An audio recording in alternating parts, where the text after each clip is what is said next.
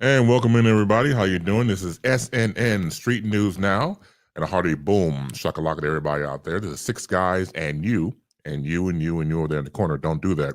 We do it every Thursday at 9 p.m. Eastern, 8 p.m. Central, and 6 p.m. on the West Coast. Make sure you subscribe to our YouTube channel, also Twitter and Twitch. Make sure you subscribe, like, and share.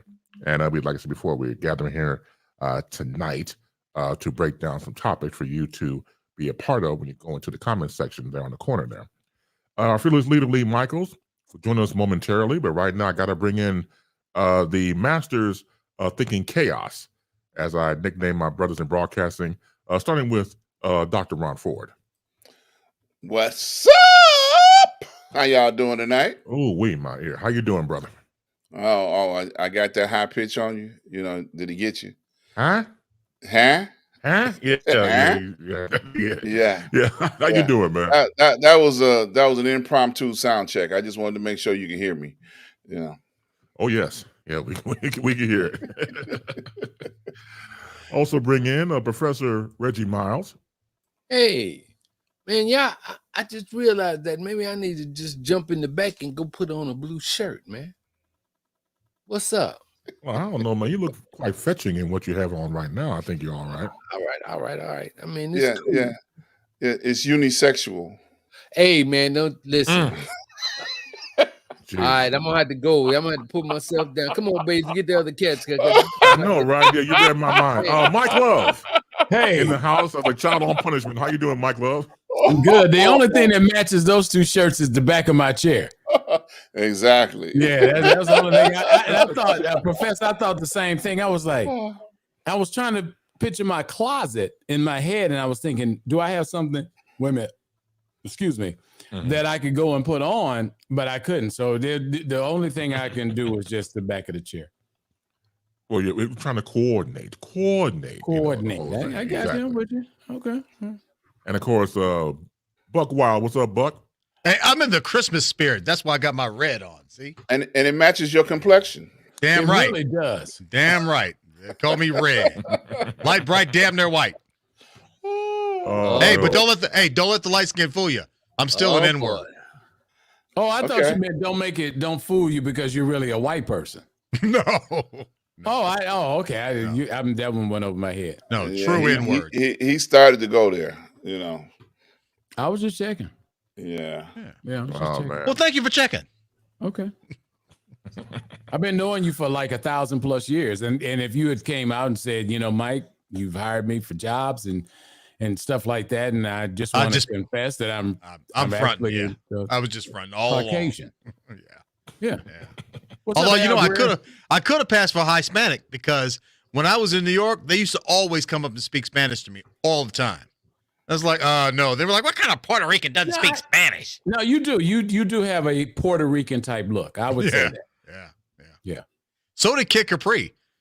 Remember, Kid Capri always had that Hispanic look, even more so than me. Was Kid Capri? I thought Kid Capri was mixed half black and white. He was half black and white. His mom was Italian. Yep. Was Italian? I met his mom too. She was real nice. Nice. She cooked dinner for us one night. Yeah. Really? Okay. Real cool. Yeah. We were gonna invite you, but we forgot. Yeah, I bet. Because you was busy reading the ingredients on back of an M&M pack. Damn right. Like that was fucking entertaining. It was. You will not let him ever live that down. It was great. It was called Name That Food. And then they would get, and then Kid Capri, you know, he was such a spoiled brat in his own way. He would play records that had profanity in it, and I would have to stop. I'd be going up Harlem River Drive, and at that time, no cell phone in the car, so I got to find a phone booth to call. And he was like, "Man, I don't know why you calling me, Mike. They give me the records. I just play it, man. I just here to play the hits, man." I was like, "You're gonna get an MCC license taken away. You can't just." And then Buck is letting him do it. But you know what? It was your fault for not having your cell phone on you. You had a cell phone. Did I have a cell phone? One of the big bricks. Remember the big bricks? I didn't have one of those. No, it was like a flip phone. So what year was that? That was like 92. 92? 91. 92, Were cell phones out in 91, 92? Yeah, you had remember, you're a gadget man. You're You're a kind of a gadget nerd. You know, had they used to everything, sell cellular phones. right? You had everything, You know who my biggest customers were? including a guys? big sack of weed in your pocket at all Oh times. my God, dude! I had a fear of running out of weed. Yes.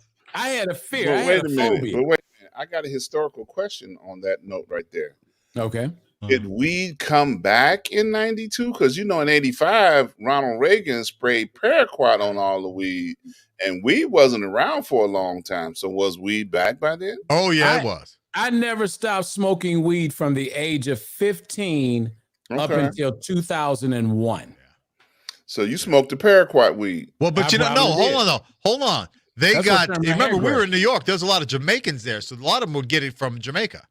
Oh, yeah, uptown. As a matter of fact, I got all my weed up on 125th Street. Right. But you couldn't because they owned the record shops. They gave you a little card. And so if the person that you had connected with, if they didn't know you, you had to pull out this card. And then they would go ahead and sell it to you. Because they Yeah, sold I'm shaking records. my head, but I really didn't know because I didn't smoke weed back then. You know, Yeah. hey, I did. I mean, I know you did.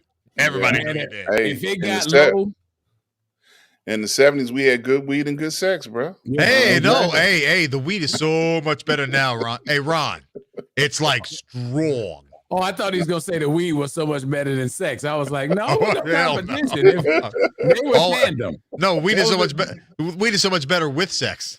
You know, Ah. the moment. Let me tell you something. The moment if you had a young lady and you knew it was about to go down, right? And so you know you give her a shotgun. You know, hey, let me give you a shotgun. And when you hit her with the shotgun, and then they bring you closer to them, the rest is history. I don't need to tell you nothing now. Yeah, I don't need to tell you nothing now. yeah. Now I'm Yeah. gonna tell you where I got all twisted up though, getting blunted. The first time I smoked it, I was so out of it. I hated blunts. actually. Yeah, I really wasn't a blunt fan. I ended up doing it, but It was too didn't. harsh. It was too harsh on the throat. I was like, oh. Yeah. So for those fans that don't know, what is a blunt? Shut up. Well, the first time, If there's anybody black watching this, they know what a blunt well, is. white I folks mean, know you what know, blunts this are, isn't- too. This is an educational show, so we need to educate. Okay, sure. The first time I was in Washington, D.C., I was working at WPGC. Donnie did mornings, I did afternoons. Donnie And Simpson. so, right. And so I am the Donnie music, Simpson. my Go music director, he wasn't my MD at that time. We both worked at the radio station. And so he was at my house waiting in the driveway for me to come home. And he said, man, stop and get some blunt. So I'm going to play it like I didn't know what the hell a blunt was. So I go up in the convenience store and I'm looking around, right? And so, you know, the Indian guy, the pay-tail guy that was running the store says, hey, can I help you? What are you looking for? I said, you know, I want to get a blunt. And so then he goes and reach and give me the cigar. I didn't know what to do. I just took it and went home. And that was the first time I saw it, cut the cigar open, you know, throw the tobacco away and then roll the weed with it. And I'm going to tell you something. I was in paranoia at the highest level ever after Ron had left. God bless his soul. He's passed on. Who was But that? dude, Ron. Ron who?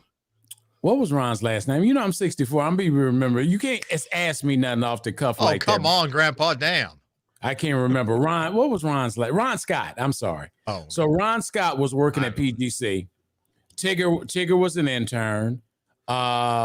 Let's see, Albie D did nights and Donnie did mornings. And they brought me down from BLS because Jerry Clifton ironically got me fired. And that's not what he wanted them to do. He just wanted control. I was adding music without going through his little system. And I didn't need to because I had taken the station from number 12 to number 5. And so when they brought him in, he pretty much scared the Suttons and told them, if you don't embrace hip hop, you're going to be the laughing stock of the business. And so they brought him in. They let Tony Gray go. And Far Side Passing Me By came out and everybody was playing it in New York. That was one of the biggest records. And I put it in without going through the system. And he told them. And so my representative called and said, I got good news and bad news. The bad news is they're not going to renew your contract. And the good news is Jerry Clifton, the consultant, got you a job at doing afternoons at WPGC. And Donnie came over from KYS. And in our first book, we went to number 1. Hey, that was nice because he didn't do that for too many brothers. Who? Jerry. Oh, Jerry Clifton. No. And he was Most of really his good. crew were white boys. But I mean, you know what? All Hey, of them were, yeah. but they were cool white I boys. got high with them, but he would never get high with me. And I got high, but he wouldn't do it. Yeah, that's cool. I love Jerry. He just got mad because I was talking to him about going to Memphis, but they didn't want to pay me at Memphis, and so I turned him down. He got mad and he never Did you get paid in Tuscaloosa? I don't know what you're talking about. When you know what the hell I'm talking about. I don't recall that. Yeah, you can drive actually. You know what? You know what's funny? They actually sent me a check for that 1 week, and I was like, "What is this for?" I wasn't expecting. I'm like, "Well, nice." I'm turning it back over to the moderator. Question to Buck. I mean, you can drive a Mack dead ass truck right through that space. So yeah, I don't recall. I understand that. So I get him every time. Dr.Ron. I get him right into it every time. Yes. And they actually paid me. I'm not going to say anything bad about them at all. Yes. Damn, you shouldn't. I'm turning it back over to the moderator. Go ahead, Chris. Thank you. Thank you, brother. I appreciate it. Yes, I'll be quiet, but I'll be talking when you're gone. So here we go. We're going to start off with Dr. Ron with his topic. Very interesting. It's been in the news. And Dr. Ron, the floor is yours. Thank you, sir. Keep it short. I don't have to keep it short, but it's something that I think that they finally got it right. The last week when they had that school shooting in Oxford, Michigan, they arrested the young man right away. And the first thing he did was lawyered up. I need a lawyer. So once they started reviewing the situation, the prosecutors immediately decided that this is a case that we need to put the parents in jail for accountability. And they did. They issued a warrant for the mother and the father. Well, immediately, the parents went on the run. So they tried to escape to Canada. They got as far as Detroit, and they put themselves in a hotel with the help of a rich man. Some wealthy guy helped them get into a hotel on the American side of the border, where they were arrested and brought back to be put in jail in Oxford for allowing their son to have a handgun, which he had premeditated that he was going to go down in history as one of the shooters equivalent to that of Columbine. So that was his goal, was to make himself a historical killing spree. And then the parents, which is why I say they got it right this time, are being held accountable for providing a weapon to their 15-year-old son. And I think that they will continue, if they do not follow in the footsteps of what happened in Wisconsin, begin to make parents accountable for the weapons that they provide for their young people that are not responsible adults. Okay. So I think they got it right this time, and even though we haven't gone to trial yet, but the conversation is at least leading in the right direction, holding the parents accountable. Now, I know, when we look at situations like this, we want to address, the scenario in its entire scenario. But I think they got it right on this one. What do you guys say? Well, let me ask the question, Ron. You mentioned before about them getting it right. Why do you think that they have not got it right before? What is wrong with the system with not making the parents accountable the way you see it? Well, they haven't done it up to this point. This is the first case that I'm aware of that they actually went after the parents, to make them accountable for what their juveniles have done. So not seeing it in the past, means that they had overlooked the parents' responsibility in providing them with weapons in order to be able to carry out such violent crimes. So that's the reason why I say they got it right this time, because I haven't seen it in the past. Can you tell me of any other cases where they arrested the parents? No, I'm not. Buck, you ever want to jump in?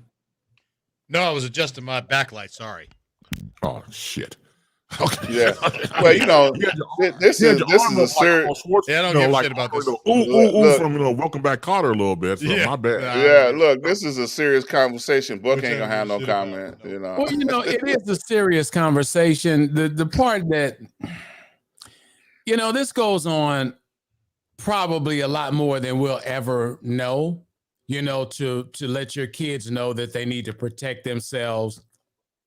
These kids who are making these rap videos and on TikTok, they're very dangerous. Whatever the conversation may be, they were irresponsible. Right. And at that level, they need to be charged because there was no reason at all to purchase your son a 9mm pistol. None. And the law said it was supposed to be secured and him not having an availability to it. So what was the purpose of buying the gun unless he was going to use it, ironically, to quote unquote defend himself? When you start talking about bullying in schools, you don't see a lot of African Americans, on this whole bully tip. It's normally, people of a higher hue. My daughter's getting bullied. My son's getting bullied. Although plenty of black people do bully at school. Oh, you get your ass whooped. Let's jump right over the hoop. Yeah. If whether it's a gang member, if it's somebody that's bigger than you in school, whoever the case may be, I mean, come on, everybody's been picked on in school. And I don't think that if you're going to solve the problem of bullying, that getting your son a 9mm pistol is going to resolve the problem. No, and the thing about bullying that's changed over the years, like when we were all going to school, at 3:15 p.m. or every time you got out of school, you meet the bully on the court, whatever, on the ground and everything, and start, throwing hands, stuff like that. And then you went home, and there was a grace period where you went home, and it happened again when you got back to school. Unfortunately, with media, social media, it's 24 hours. So there is no break. So the mind takes on a whole new category when you don't get the break with the bullying, because everybody's going on their phone, everybody's going on the social media, and there's always somebody there talking about somebody else, and it sticks with them. So the whole bullying taking a whole new level, unfortunately, over the years through the internet. Well, I got a question for Professor Reggie Miles, and I'm being sincere when I ask you this question, Reggie. Have you ever been bullied? Yeah. And how did you handle it? I bullied back. I could believe that. Either I would wait and see. I had some cousins. Mm-hmm. That was terrible, and folks would pick on me and this, that, and other. But every summer, my cousins would come stay at my house with me, because my mother and her sister, they were really tight. But my sister stayed on the west side. But my mother's sister stayed on the west side, and her boys grew up on the west side. And I would grab, they would, my friends, they would pop me upside the head and all that stuff. I said, y'all wait until the summer. My cousins get over. Gave him the business, huh? When my cousins get over here, it's all over. And I had the same thing. Donald Glenn and John Glenn Jr. Mm-hmm. Now yours came in the summer. Mine came almost every other weekend. Mm-hmm. And so there was this guy down the street from me. His name was Toran Kyer. Mm-hmm. And so he was the neighborhood bully, little light-skinned dude, about 5'5", and he was the guy, right? And so he'd jump on me in front of my friends or whatever. But when that Saturday come, and after my cousins would come over because they it was like 5 or 6 of them in their family. It was my dad's brother's children. And so, he didn't have money to give them all the time. And so my dad, he just wasn't going to give them money out of his pocket. They had to come over and help cut the grass and, do some work around the place. But during the course of that time, they whooped a little ass for me. Man, it that was when I was young, really young. But when that's what I'm talking about. I'm talking about young. I ain't talking about when like I got grown. into high school and stuff like that, when I was like older, going from 8th grade going into the high school, it was no telling when they was gonna come. And so it was just hands off on me. Nobody messed with me because they started knowing my cousins in the neighborhood, George, Michael, and Kurt. You know, and George was the one that they was really scared of because George would get mad, you know, if somebody messed with for my big brothers, right? And then I wouldn't tell my brothers because they would really do some crazy stuff. But my cousins, George would say, "Don't worry about it. Let's just go get them." You know, right. Come on, typical West Side. That's the West Side right there. But he didn't. But that was the PG version of it. You know, there was a rated X version or a rated R version. Yeah. I ain't gonna say it now, but he's man. Let's go get, you know, and he was serious about that. They didn't allow nobody to mess with me. And the crazy part about it was the same. I mean, it's identical. I mean, I'm telling you from the word of the Lord, what you just said, identical, Reggie, happened to me. Now, this little tough dude, all of a sudden, now he's upset because they done whooped his ass. And so he's going to go to my mom and say, "Well, you know, Mrs. Glenn, I don't know, you Don, he jumped on me in the street and I didn't do anything to him." But he failed to tell a story that he done jumped on me. He done took my bike. He done did all kind of stuff on me. But when my cousin whooped that ass, he crying to my mama. Let me tell you something. So, you know, as I was getting older and stuff, so you know, my mama, she like really liked all the kids in the neighborhood, right? All the dudes, because she would come out and they would go to the store if I wasn't around or whatever. So I was fighting. To a guy that, you know, we really became good friends. I was fighting. And I mean, I'm like whooping this, but next thing you know, my mama comes out and she jumps on me too. You know, I'm fighting. But she didn't want me to fight. Oh my God. She jumped. They don't say Reggie's mama jumping on him back there because he fighting trouble. And then next thing you know, she had jumped all up on me and then made him jump on me and stuff. And she turned on me. "Oh, I don't want you fighting, boy." I say, "Oh, mama." But you know, I had to get that. But me and this guy, and he was just one of my friends. He just passed away a few months ago. We still laugh. We were still laughing about that, you know, because we kept that between us like over 50 years, you know. But my mother didn't want me to fight. I couldn't fight. So you know? two of the bullies in 8th grade, one was real short. Nobody really took him seriously because literally he was like a foot shorter than everybody else. But he had the biggest mouth. He talked the most shit, boy. But nobody really took him seriously because he was so small. And the other one was a good size, but he also worked out in 8th grade, believe it or not. And so he was real strong, just really mean though. And turns out both of them used to get their asses whipped at home. Right. So when they came, and I found out this is typical of bullies, when they came to school, they'd be trying to give everybody else the business. So a lot of bullies got bullied at home. And so that was just them acting out with aggression to you. Right, exactly. And the only time I really came out on the bullies is like it was this one little guy, and it seemed like all the bullies were little short dudes. And so that meant they was going through the Caesar complex or something like that. Yeah, that's exactly it. Kareem was a little good dude. Like I said, about 5'4", 5'5". Right. So this or shorter. So this guy, and God rest his soul, you know, he was always wanting to start a fight until me and him both started liking this girl. And then so he wanted to start a fight. Now, bam, I hit him right away, and it wasn't no more fight after that. I hit him right away because she was out there and she was looking, because you know you don't never want no girl to see you being. Oh no, not during our time. No, that was not true. No. Well, you know, all those bullying stories, have been down through history with a lot of generations. But this current generation, they have been versed on, going in, shooting, committing mass murders, Because a lot of them don't know how to fight. That's number one, too. and then lawyering up. You know what I'm saying? Like this last case, he lawyered up. He's like, I ain't got nothing to say. Bring my lawyer.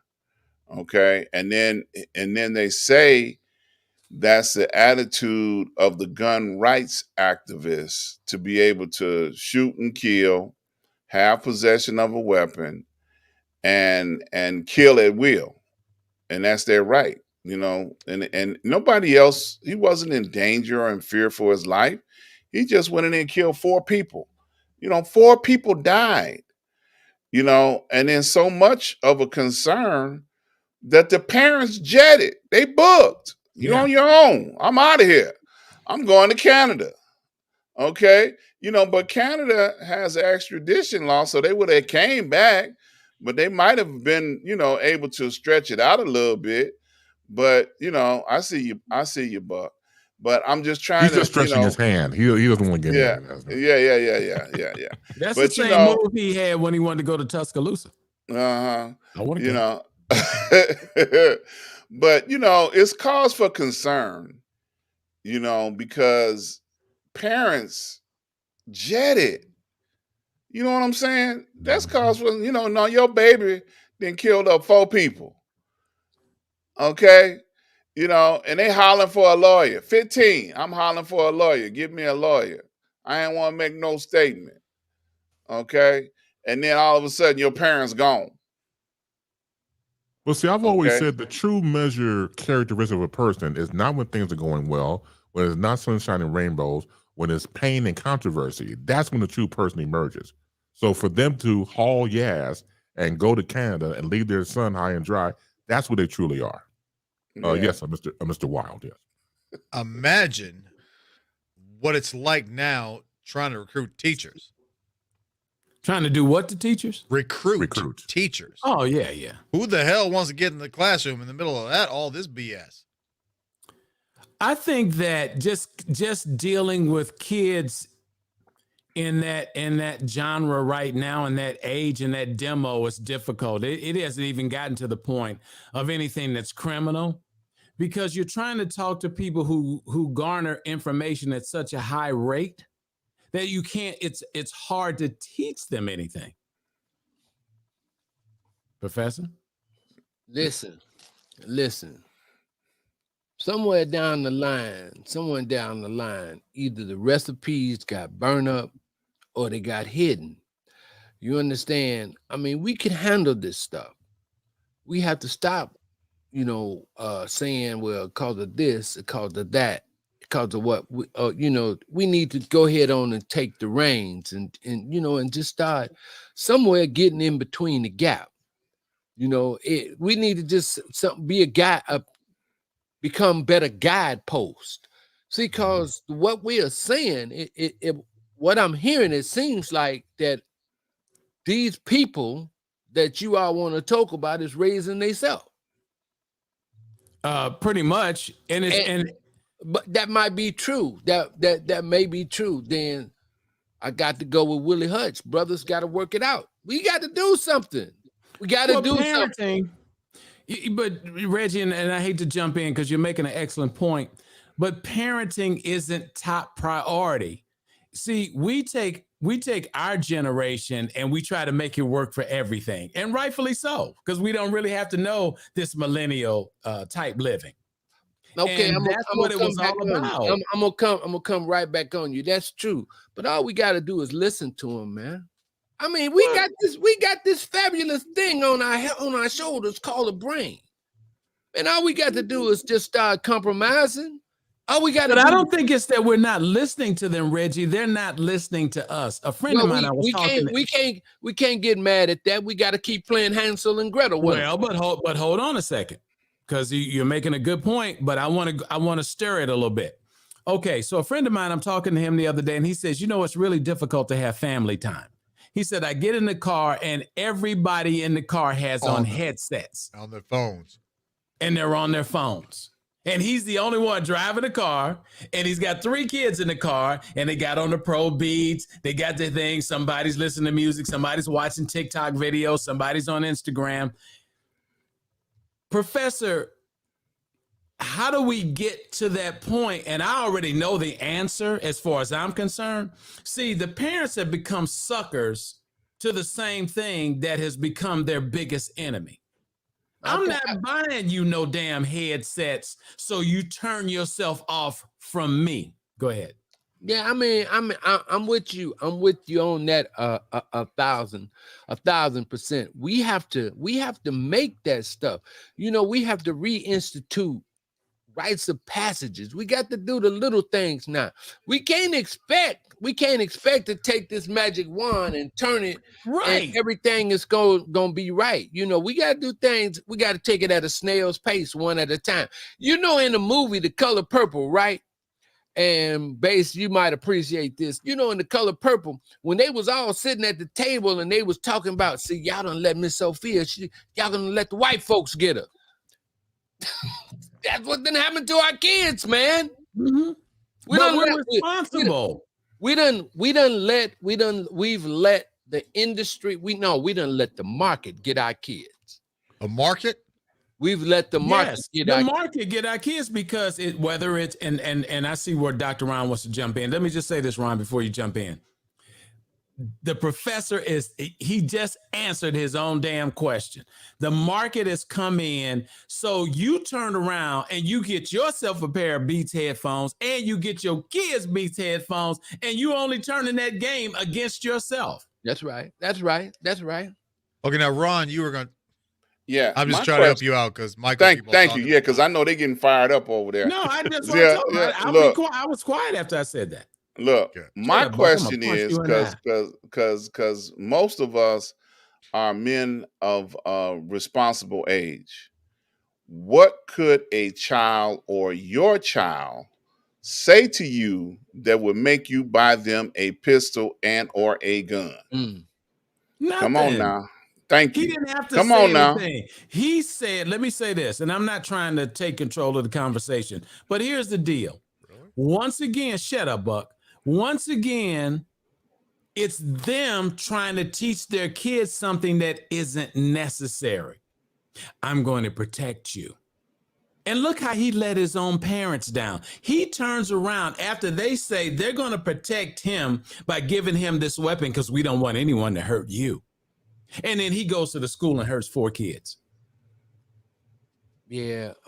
Real quick, I want to bring up what Ken Wellington had up here, and I agree wholeheartedly because he read my mind. Social media, video games, rap industry, cell phones, and my really point of contention, parents wanting to be friends with their children has ruined our children. Amen and amen. As a parent, I'm not here to be your friend. I'm here to love and take care of you. Now, down the road, we get older, we can become friendly, come closer because, that's what happens in life with certain people. But in the interim, in the beginning, my responsibility is to make sure, as I say, you got clothes on your back, your belly is full, you have a place to sleep, and education, and all the above.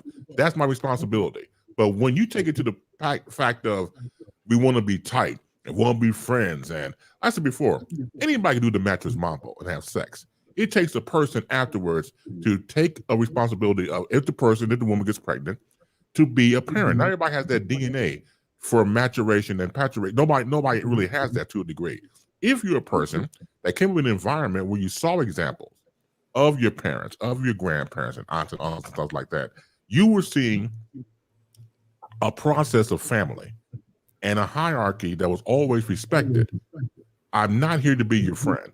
And I've seen most people I've known personally want to be chummy with their children. Look, whatever you do in your personal life is okay. I just think it's a detriment because as a parent, how can you discipline them when they believe you're on the same equal plateau as them? It's impossible. But where does that include buying a gun and bullets for their gun? But we just answered that, Ron. No. I mean, I don't think the parents are friends on no level. I think they're irresponsible. Of You know. course. Right, But that's the your thing of it is, responsibility to be friends with it's your Yeah. children. their That's irresponsible off the bat. it's Yeah. their means, if it's their own racism working through him that backfired. I'm glad you said that. I'm glad you said that. And so here's some of the things. What can we learn to help better our relationships with our own children from these mistakes or whatever? What can we get? What can we sift from that? Because see, we have to start now. Start trying to find positive rays in everything that comes down. We gotta make stuff come to find some kind of way to make it come to our advantage. How can we do the opposite and talk to our kids in such a way to whereas we could tell them better how to protect themselves and not have that type of mental breakdown where they would do some kind of dumb stuff like that? How do we change that or take that bad situation and turn it into something good in helping our own children? How do we do that? Well, one thing we have to talk with them, not at them. Because when you talk at them, you're going to get a pushback immediately. But if you sit down and talk with them and try to get an ebb and flow in the conversation, that's one way to start off. Because some of us are like, oh man, get off my lawn, you kids. That's going to have pushback immediately. But if you sit down and just have a calming conversation, once again, let's be off the bat. You can't save everyone. But the ones who are listening, the ones you can save, those are the ones you concentrate on.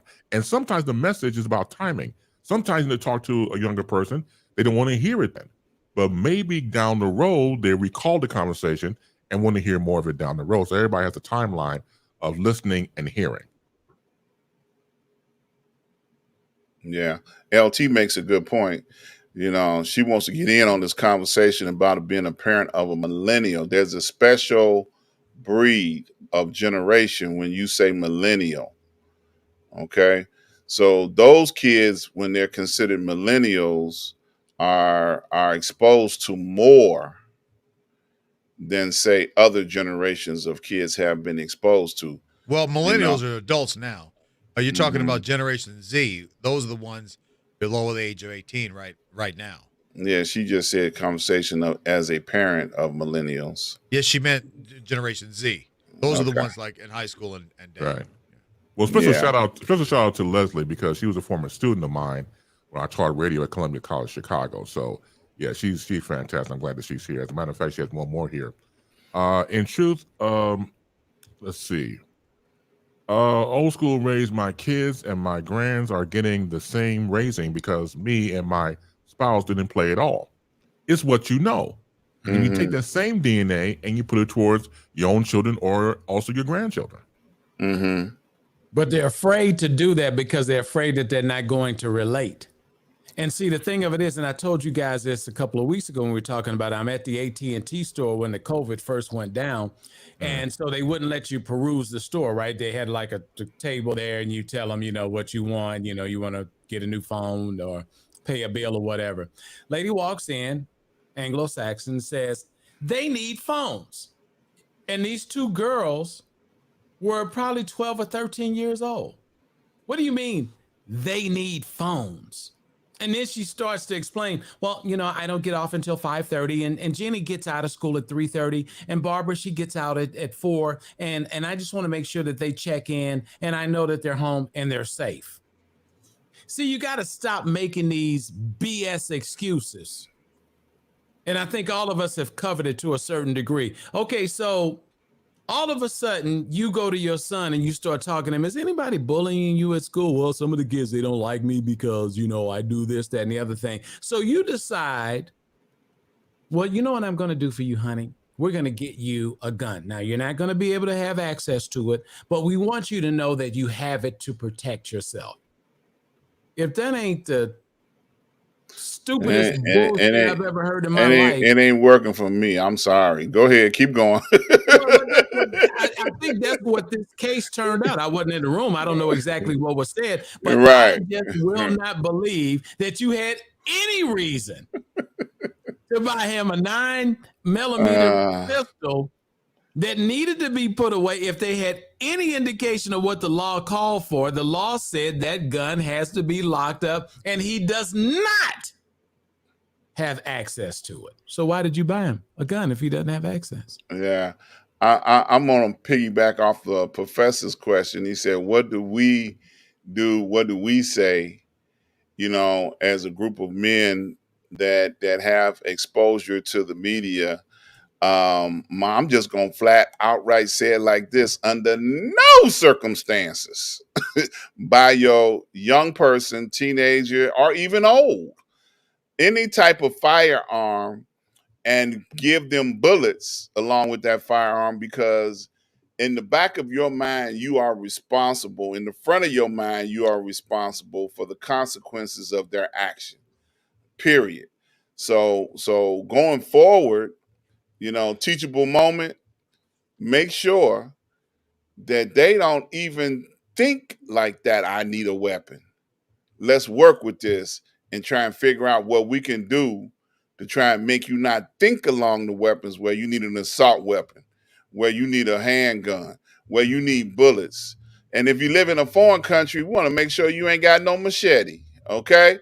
Because you can do just as much damage with a machete, if your mentality is that of which I need to take some folks out, okay? That's just my reaction to the whole thing. I ain't trying to see it happen. Well, a lot of parents, and we've been, I wouldn't say guilty of it, is the fact that we see our children and they can't help but emulate what we do because they're in the household, obviously. That's the foundation. But some people take it a little bit too far. It's like when you watch people and watching sports, there's a difference between fans and fanaticism and fanatics. And the same could be said of parents. They want to create little mini-me's. So if I have a gun, he gets a gun. So if I'm racist, my children become racist because being in that environment. So that type of parenting skill is not a skill. What you're really creating is a next generational monster, just like yourself. You're creating another mini-me. You're creating another destructive society. So when it comes down to that, create some monsters. We need to create some monsters of our own too. They don't necessarily have to be violent, but we need to create monsters that's going to be positive on what blackness is all about. You understand? Exactly. We gotta stop. Stop leaving the window blinds open for them to see everything that we do, and we got to close them blinds, man. And we got to start talking to our children, and probably in the same way, but not to be violent. But we need to put some things in our children, because our kids, everybody. Every time I look around, we trying to give away everything that we've established. We don't try to hold on to nothing. Of course. Can I address something? Where's the legacy? Where's the rites of passage? Where's the basic things that we go through with men as men, and with our daughters and stuff? And every time we look around, it's like everybody want to say, well, yeah, the youth is doing this and the youth is changing this. The youth is changing what? If you keep changing, how you gonna come up? Billy Preston said it better. I'm sorry. Billy Preston said it better than everybody. Nothing from nothing leaves nothing. If the present generation doesn't know anything, how are they going to do anything for the future? You keep putting and keep putting nothing on top of nothing. What is that developing into? Somewhere down the line, we have to establish legacies for ourselves, with our children. We got to establish that we got to give them something. And we can't be fussing and fighting and arguing with them because the market got them, because this, that, and other. We got to start counterbalancing. We got to start putting some weight on what it is to be a black family or to have a black family. Where's our, it's this we are the world thing. Where are we at? You got these people talking about the way they, and I'm not agreeing with what they did, but they trying to keep their legacy going forward or whatever. They did everything. They did everything they could to protect this. And what do we do? What do we do for our children in that same way? What do we do? And then, of course, they're going to try to get away and skirt the law, because all the law and everything is built around for them to do that. It's for them to do that. So what are we going to start doing to protect our own children? No, we got our children doing the rapping, and Buck, I don't want to get you upset now, but we got we got our kids doing all these. I'll get them upset. What the hell? We don't care. We got them doing so many other different things, right? Where we need. We got our people wanting to be the next rap star, the next 50 Cent, or the next T.I., or or the next LeBron James, or all this the kind baby. of stuff. Yeah, and all these new styles and stuff, but the basic stuff about carpenters, doctors, if you get something done around your house, you're gonna have to call somebody else. You can't call yourself to come in and fix your house and do some of the great things that you need to have done in your own place. You got to call somebody else. The story of Black Wall Street, one of the things that folks got jealous of and was really mad about, because the research said the money in Black Wall Street, during that time, I think it's about 100 years old before of that thing, it circulated in that community 26 times. How many times, how much money stays within our own community? As soon as we get money, it's going out the next day. Yep, 0 to 1 time. Yeah, so we won't ever be able to build and establish. I don't care if they're millennials, trillennials, millennials. If we don't have no money to keep and help and taking care, that's why the kids be going into the gang. They was going into the gang banging and stuff like that. Because being on the corner at 13 years old, you was making more money than your daddy. Well, wait a minute, daddy. Or your father. He meant to say mother. No. Oh. That's the problem. There was no daddy. Okay. See, whatever the adult was, whatever the adult. But that's the problem. That's the problem, Professor. There was no adult. Okay, so when them kids want to go get in a gang, and wait a minute, they jump you into a gang. You don't just fill out an application. You know what I'm saying? Okay, listen, I'm agreeing with all of that, but I'm talking about the economics of what that was. I understand what you're saying. You make an excellent point. I'm with you because I'm going back. Put up what Leslie said before this one, Chris, when she talks about the 33-year-old wanting to get a gun, if you can find that one. Yeah, I'll get it. Go See, what the professor said is unique. Now, she says, that's interesting. You said that, Ron. My 33-year-old child. Okay, that's a mistake right there. You don't have a 33-year-old child. Wants to get a gun for Christmas. Now, I said hell to the no. Well, first of all, a 33-year-old is grown and can do pretty much what the heck they want to do. And I'm not trying to tell you how to raise or deal with your children. Okay, but you tell him to buy his own gun. Yeah, well, it's not as much telling him to buy his own gun. It's just that's not where it starts. It goes back to what the professor said. We have to start the level of adolescence to be an influence at that level, because by the time a young man is 33 years old, that's on him if he wants to buy a gun, however he wants to protect himself or whatever. It's not that you can't give a relative advice, your son or whoever it is. But Ron is correct. We have to, Reggie is correct. We have to be at the level that if you got a, let's say 9 or 10-year-old in the house, and if you watching your children, you know what they like and what they don't like. You kind of have to be the one that identifies that and says, oh, they like to, they like music and they like to play an instrument. Then you start to gear them towards music, not rapping, but maybe get them from PL. Maybe we don't care nothing about what you're talking about. Maybe talking about, thank you. I love it. Sticky. You know where to stick that. I'm talking about playing an instrument though, Buck. We playing around, but I'm talking about playing an instrument. I'm talking about if they like reading, if they like math, you got to find that nugget right there. And like Professor said, you got to start gearing them in that direction, because it's your responsibility to identify the skill set of your child. And if you're letting children raise your children, because you don't have time, because you need a man, and so you spend more time with that? Or you're supposed to be the man of the family, but she don't make you really feel like you want to feel, so you out trying to find the perfect one for you? That child gets ignored. It's hard for us, though, as men, to really criticize them because we're men. We don't criticize who? Women. The women. I'm not criticizing. That's what I just said. I'm not criticizing them. That was the second part of what I said. The man has just as much responsibility of raising children. If you go into a woman and you don't know that you can get her pregnant, and you don't have any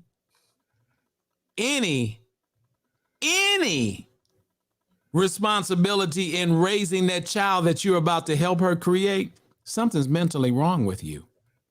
Well, something mentally wrong with a lot of Negroes out there. Well, it ain't just Negroes, white folks do it too, but not they just have black people. They have a different way. See, the other races deal with family than we do because our families were torn apart. And we can't still go back to that because we saw it. We saw, slave masters take the children and auction them off, and take the wife and auction her off and separate the families. But that's the past. Where we're at right now is where Professor said, you're in front of your child. If you don't know the skill set at 9, 10, or 11 years old, and you don't get in front of that, something's wrong with you. Yeah. Let me share a personal story. My son is 29 years old, and he lives in Tennessee, right outside of Nashville. Last year, when his first child was born, he went through the movements of receiving his own gun or own weapon, with the ideology is that I need to protect my family. Okay. Who was this? My son, 29 years old. Son. Okay. Yeah. So along with him, with that desire, that wanting to have a gun to protect his family, I had to give him the other part of information that goes along with that. Like Professor has always stated on this show, the Dred Scott law. Mm-hmm. There is no law that the justices are bound to hold this equal opportunity towards a black person. I had to remind him that you're black with a firearm, and when they come for you, they're going to come for you like they would come for nobody else. So you do not want to think that you have rights, privileges, or benefits equivalent to Europeans or any other person with that weapon. You need to be extra careful. You need to make sure that whatever you do with that gun, that you don't wind up being a statistic. And I had that conversation with him. Okay. I had that conversation. I told him, I said, look, you might not even want to get a gun because of what they're going to say or do to you with that weapon. If they know you got a gun in your house, they come in with a SWAT team. Okay. They're not just going to knock on your door and say, do you have a weapon in the house? Okay. They're going to come with a SWAT team. Okay. Because they know you got a gun. You went down to the gun store because it's legal to own a weapon in Tennessee with just a driver's license. Okay. But I said, do not get it twisted, son. You're about to put yourself in a whole different world of shit. And did that's he listen? Exactly what I told him.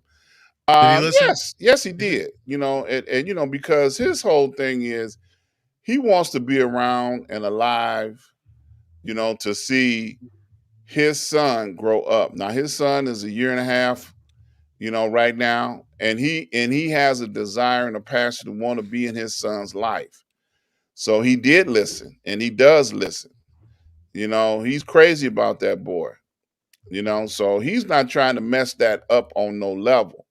But that's a conversation I had to have with my son so that he don't get it twisted. Like I got a gun and I'm a badass. No, you are not. Okay. Ron, Go ahead. and I hate to interrupt, and I think that's a great conversation to have, but I'm in slight disagreement. And I'll tell you the part that I'm in disagreement with. I'm going back to the professor. Okay. Channel. You know, the thing of it is, everything you told him was absolutely, positively correct. As one of the people commented on there, you were at 1,000%. Mm-hmm. Whatever the rules are, the rules work for us just like it works for them. The problem that we have is how we exert the rules back to them. Mm-hmm. See, when somebody pulls you over and you got a gun in the car, you don't want to say, what the fuck did you stop me for? See, you start opening up a can of worms that takes you away from the rules that are already in place. If they find a gun in your car and it's legally registered, ain't much they can do. But if you get them fired up and for some reason, and I'm not talking about your son, I'm just talking about the fact that if a 29-year-old, if a 33-year-old gets a gun, okay, understand, first of all, what do you need the gun for? Number one, right. Number one, what do you need it for? Okay? Because in all honesty, if you need a gun to protect yourself, you live in the wrong damn neighborhood. Although we do live in the South, at least 3 of us live in the South, and everybody here's got a gun. Maybe it's just a Southern thing. Where I live. I mean, I don't either, but I'm just saying guns are really big down here. Well, guns are big down here. I'm in the state of Texas. Ain't no place guns bigger than where I live. Mm-hmm. But They're I big don't here in Georgia, need too. a gun. I don't need a gun here to live. The moment that I need a gun here to live, I'm moving the fuck out of Texas. Bye. Yeah. Now, let me say this. Hold on, Professor. Let me piggyback off of what he just said. You know, because there are too many cases that have been reported where people had guns in the car that were legal, and now they're not alive. Okay. Yeah, you know, but people of color, and I'm not talking about escalated situations. I can tell you about a couple. Escalated. No. All Listen the what ones that I've seen, they were escalated. One person was at a funeral here in Chicago, lived in Indianapolis. They came here to bury their relative. They divulged to the police officer, yes, we have a gun in the car. The police shot him dead. Ron. Okay, I'm just telling right you. away. That's what happened. We got to go to the car. Bam. Is that what happened, Ron? I'm telling you what happened. I'm not disagreeing with you, but I'm not agreeing with you. Everything leads up to something. Body language, something you said. See, the thing of it is, we've been tricked as African Americans that we have to handle things a certain way in order to have the same privileges that everybody else does. How I vote is just like everybody else votes. When I get up there and they say, do you have your driver's license or your birth certificate or whatever they ask me for, that's what I present to them. I already have it. Don't freaking get in line to vote if you don't have what you need to vote. Because the moment you're there and you go, well, I couldn't find my driver's license and this is all I got. Do you know what the rules are? Yeah, but you know what though, Mike, in the poorer communities, in rural communities especially, it's not as uncommon as you think to not have. I'm not saying that it's uncommon. What I'm saying is we open the door a lot more. See, one of the things that we have to take the responsibility of in teaching, and Ron and the professor have made some excellent points. But at the same time, we have to take the responsibility to teach. The demeanor, when I got invited to be on this panel, you know what I liked about it the most? And I was already watching it while Lee was gone. And you guys know it. What? I like the grown ass man perspective. These guys here, and I didn't fucking know them from Adam, but I could relate to each and every one of them, whether it was Chris, whether it was Ron, whether it was a professor. You and I already knew each other, Buck, but they're grown like me. See, there's a status of being grown. When you grown, you wear grown. That's why I slid right up in here. Because these are grown-ass men. That's what we got to teach our kids, how to be a grown-ass man. That's why you let your gray hair grow on. And y'all know I'm never going to get up off of that. That's the rite of passage. So that recipe to create rite of passages, either it got burnt, it got buried, or it's somewhere in the closet where we can't find it. We can solve the problems with our youth if we can stop fall into all the things that other people tell us is what's wrong with us. It reminds me of the story that I heard when Tavis Smiley was doing his State of the Union. Mm-hmm. And it was one African-American preacher. His name was Dr. Charles Adams. And he made a point that's on the top of my head. He said, y'all contact me when you don't want to have these cameras and all of this stuff. And when you want to start talking about trying to do something for our people, when I don't want no cameras around, let's get in here in the room and start y'all coming together, all these so-called leaders or whatever, and we don't need no cameras around. And he said, let's talk about it. Do you know that hasn't happened yet? And this was over 10 years ago when Tavis Smiley was doing them State of the Unions. I think it was Black Union, right? Yeah, State of the Black Union. I think I still got it here. I think it happened in 2007. When he was doing that. And when this preacher said, y'all get with me when we ain't got to have no media or nothing like that. And until we come together and go into the back rooms ourselves, not much is going to get solved. We are not going to be able to solve what we do through what we do. We're going to have to, it's going to have to be underground. It's going to have to be, it's going to have to be, guerrilla stuff, because we cannot give it to something that we can't own. We can't put it in the media and think we're going to control it. I agree with that. The media. I agree with that. We don't own that. We don't own that.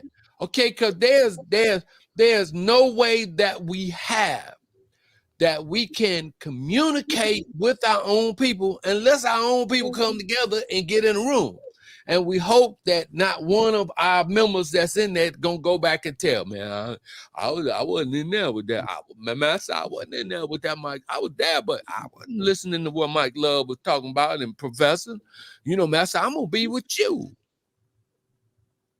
And until we can come together on that level and start talking about the things that we need to do for our families and codify it, based on some of the things from old Africa, based on some of the things that we've learned here, and come up with new suggestions for our people and put it in a book or put it in something that where we can start digesting and trying these things out among ourselves, nothing gonna happen, man. Nothing gonna happen. Nothing gonna happen. Anytime that they wanted to, I don't mean they, anytime that YT wanted to do something, he did a study, published it somewhere so people can read it or whatever. And we have to do those same things. Mm-hmm. We have to start doing studies on our own children and our own family structures. And okay, so what? If the man done left and all that, we gotta quit hollering about that. Mm-hmm. Mm-hmm. We gotta quit hollering about that because we all know that it takes a village. Where's the village? Where's the recipes for maintaining the villages? They've been burnt. All those recipes that we had. Listen, we were a people that got through the Great Depression. Where are the recipes? But Ron just talked about that. And that's what I loved about what he said when he had the conversation with his son. You have to have the conversation. We cannot be afraid of our children. I don't give a damn if they don't want to hear it or not. That's what I like what he said. Now, he wasn't. And I agree with you, but that's by design. So, it's one thing, and Ron, don't get mad now. It's one thing that we have in us, and all of us as broadcasters, y'all know we got to apply the fairness doctrine. If somebody goes to say something, we have to put a counterpoint up there, because we have to always continually present stuff with balance. Our kids are seeing stuff that is not balanced. That's true. They're continually seeing stuff that's out of balance. And we men, black men in particular, we have to start applying the rule that they struck down in broadcasting. Yeah, that's true. And why is that? Because they never wanted us to come together. And we continually support not coming together. Right. We do that all the time. But listen, we got to put the fairness doctrine on our own kids. Listen, okay, baby, I know this is what you're hearing and this is how you're dealing with it. Yeah, well, let me present you with this. And just put some stuff on the scale. Yeah. And we don't have to make them do this, but we have to keep presenting stuff on the scale, because the scale is like this. That's right. And that's what Ron did with his son when he started talking to him about the gun. He wasn't telling him don't get no gun.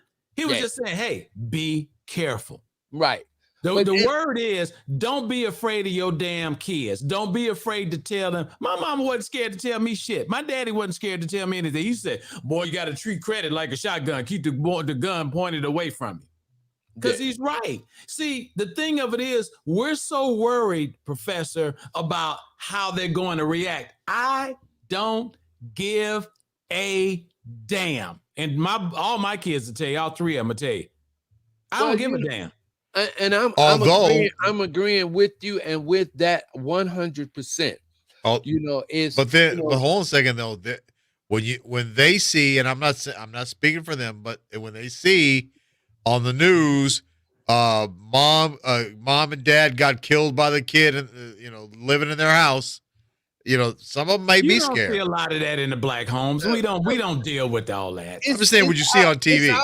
It's evil. Evil is going to come through and be about. I mean, that's the job of the enemy. Evil is always going to come through like that, but that doesn't mean that has to become the norm, and then we have to put at the top of the banner or on the top of the bulletin board and keep saying, let's focus on that. What we have to do is find ways to minimize evil, because we know it's coming. That's it right there. Because the whole idea is never for us to come together. Number one, we have to be in constant battle with our woman. Number two, we have to be in constant battle with our children.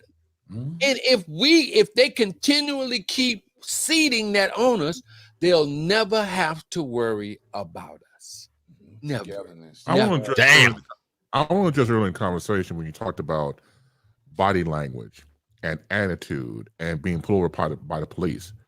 What about the people who didn't do that and still got shot and killed? Because we weren't there. We weren't there, Chris. No. Hear me out. We are hated on sight when it comes to certain people.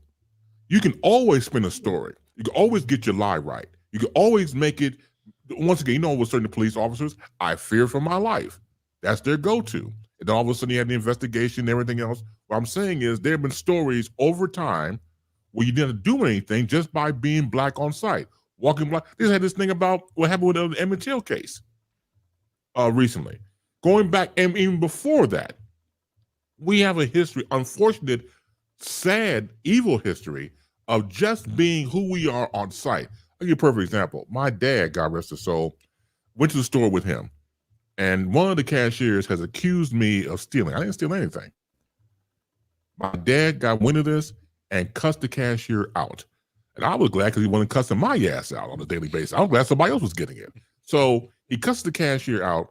We go back home. I'm about 8 or 9 at this point, and he gives me the speech pretty much where I started to label it just being black. They hate you on site with certain people. You walk into a restaurant, you walk into a store, people are just, taken aback by a black man. Walking while black.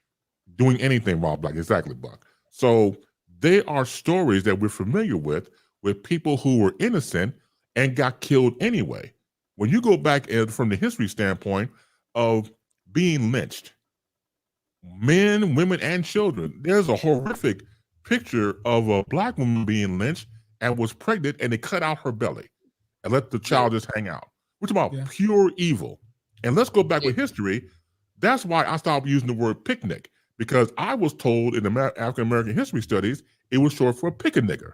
So back in the day, when they would go out and kill black folk, they had to pick a nigger because they would get him or her, string them up, and then while they were stringing them up or burning them, they started to eat around the situation. That's why you saw those like those red, feather them, all that kind of stuff. Exactly. But guys, hold on, that's terrorism. You know, that's the terrorism to keep us subjugated and keep us, you know, in one frame of mind.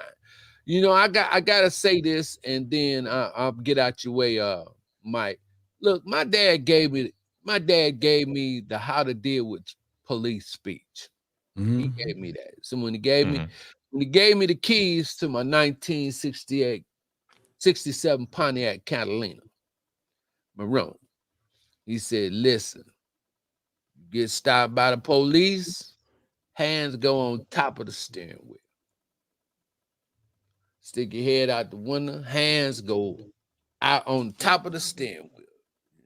Whatever he want to do, you ask him to get it himself. You know, you want me to get out the car, get out the car. But whatever, there's no exchange. There's never nothing.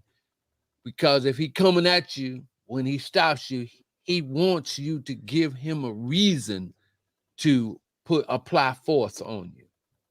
See, I always submit and just deal with that, because you're gonna get demeaned like that. Dad gave me that speech several times. Absolutely. And then, but what I found out though is that I experienced that with some brothers as well who was cops. Oh, black cops are the worst. And so, but here, No, don't say that. But here, this is what they would do. All right, if they felt like, you know, you was whatever. If they and you didn't necessarily have to be who they thought you were. Black cops used to take us to the edge of Canaryville in Chicago. And everybody knows that when you in Canaryville, if you hear the N-word, you know to run for your life. You need to get to the middle of the viaduct. What was Canaryville? What was that? Canaryville, I think, was from like 23rd. No, I mean, what was the area like, though? I mean, it was all white people. It was all YT. And you would get dropped off in there. The black cops would take you and drop you off in Canaryville, man. And they pull off. And if you hear that word, you better run. You better run. You N-word, better run. Not look, you just run for Wentworth. You run for the viaduct. You know, because if they got you, they was gonna beat you half to death. They was gonna beat you an inch from your life. So you know, cops were bad. You know, period. If you were white, if you were black. So my dad made sure he told me that, and then he also told me the story about how jazz came on, or he would tell me that that's where bebop jazz came from, because bebop was actually the cop with a nightstick, bop bop bop bop bop bop, beating you upside your head. That's what he told me that story was about. Be careful, because police, before they would kill you, they would come out and they would come up on you with that nightstick, because they was gonna beat you upside the head. And that's what them jazz greats, Dizzy Gillespie and all them cats was talking about. Can you bring Michael Kelly back up? The comment, the last one he put up. Too many single parent homes. I got to see the whole thing because there was a part in there that kind of, okay, too many single parent homes. Yep. You can't let your kids run the house. See, that's what you're talking about here, Professor. Your home, your rules. And see, the thing of it is, if your kids are disrespecting what you're telling them, the fate of that story is going to be their demise. Oh, But absolutely. they can't seem to figure that out. And that's what Ron was doing when he was talking to his son.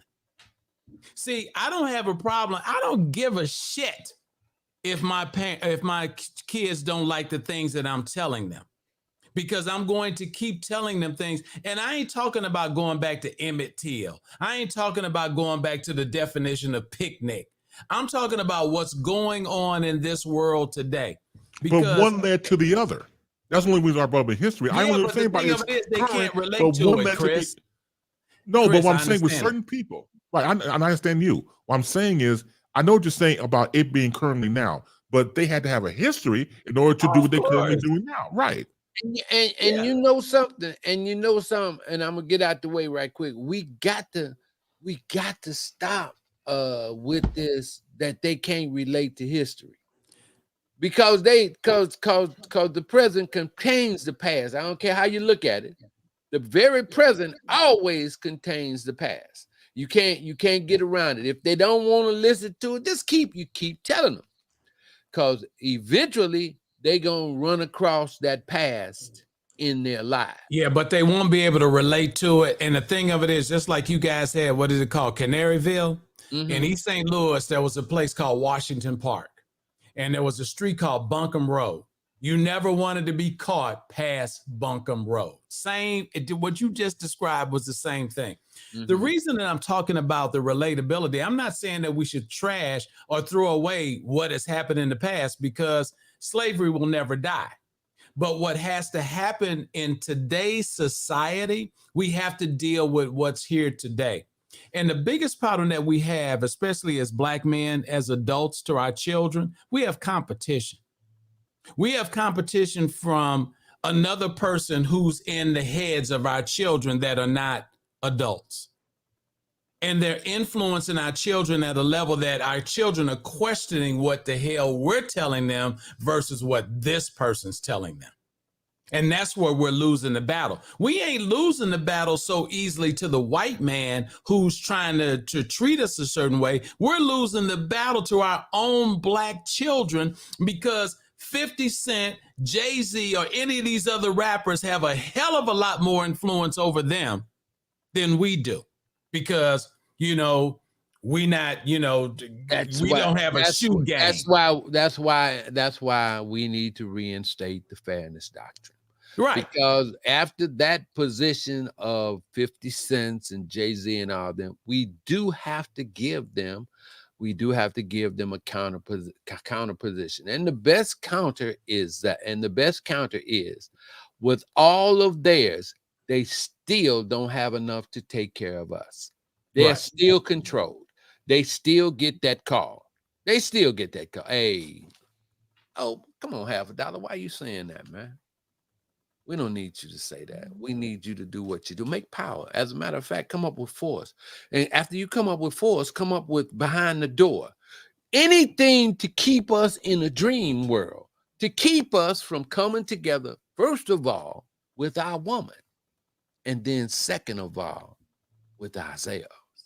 As long as they can keep us at odds with that woman, our family will never be kicked, will never be created. Can I be honest with you though? We do more harm at keeping ourselves at odds with our women than anybody else. Oh, goodness, you said it right. We have to take on that responsibility. Okay. Well, listen. Well, we do have to cleanse ourselves from 400 years of breeding. Okay, we do have to cleanse ourselves from that, because our purpose here in our rituals with our women was to breed. It was not about love and relationships. Well, there was love at one time, but the breed, they turned it, because there was love before they dragged us over here to the country that they quote unquote discovered. the thing of it is, and I'm not in disagreement with what you're saying. What I'm saying is you just made a valid point. We have to do a better job at understanding how women, because I'm speaking as a man, I can't speak as a woman. As 5 or 6 men on this panel, and the reason that we have the conversations that we have, actually, if anybody's watching this, we all get along. We almost like best friends on this show.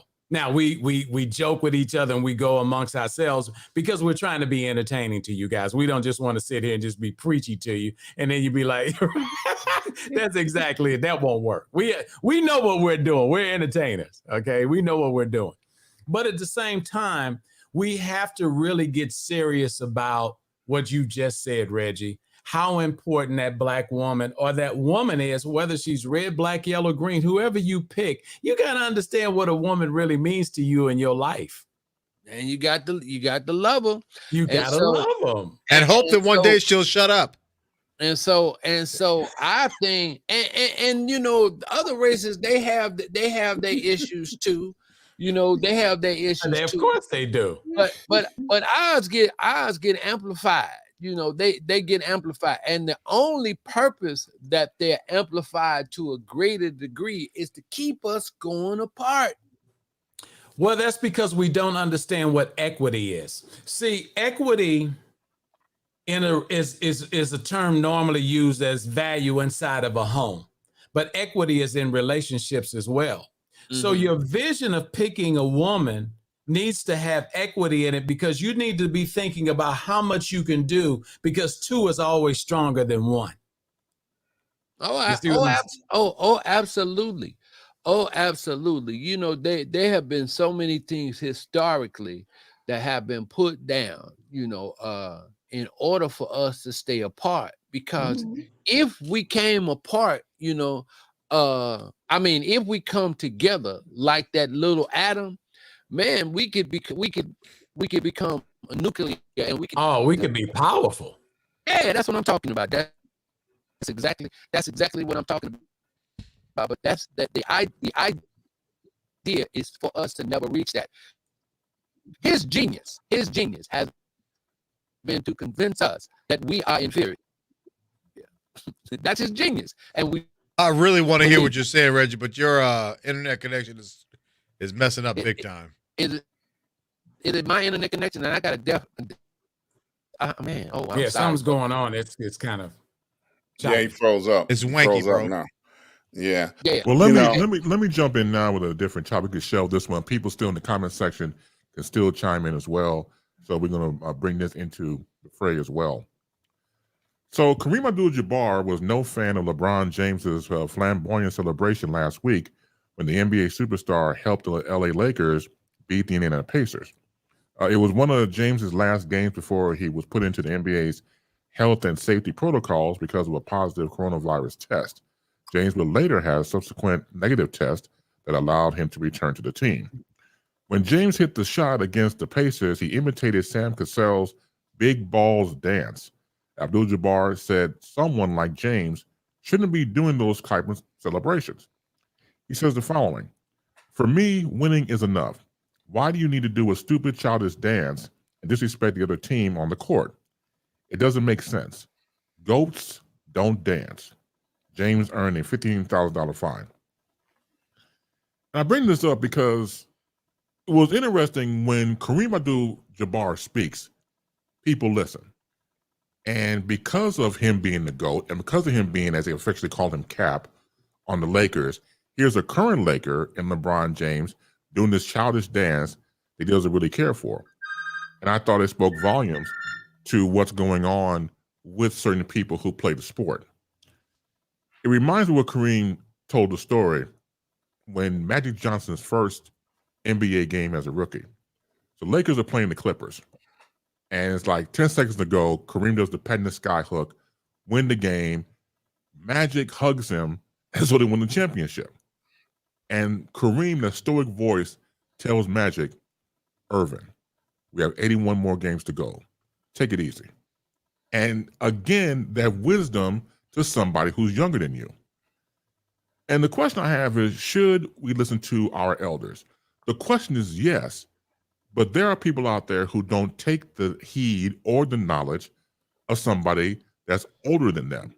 And we said before in the conversation, there's some people just have pushback with somebody older than them. Now, when you was coming up and I was coming up, we revered our parents, our grandparents, our uncles and aunts, because they had the wisdom.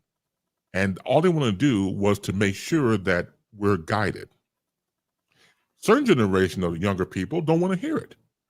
They rather, once again, have the television raise them, have media raise them, and you have a living person in your life who's helped trying to guide you and love you. I don't want to hear it. You give them the Heisman Trophy stiff arm. I'd rather listen to my friends, listen to music and everything else. Once again, we were coming up. I revered my father, my parents. It was the good cop. It was like really good cop, bad cop. My dad was the worst cop. I remember one time I was playing basketball and about 3 cars pulled up.